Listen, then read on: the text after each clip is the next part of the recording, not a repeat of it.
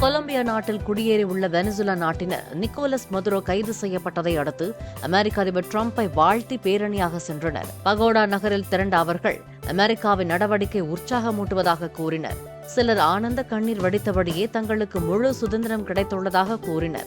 சாலைகளில் நடனமாடியபடியே அவர்கள் கொண்டாட்டத்திலும் ஈடுபட்டனர்.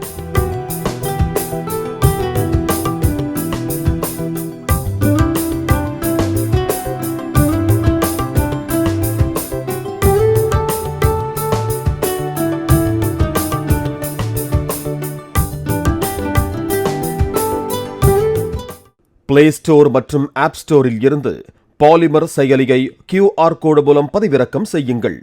செய்திகளை உடனுக்குடன் பெறுங்கள்.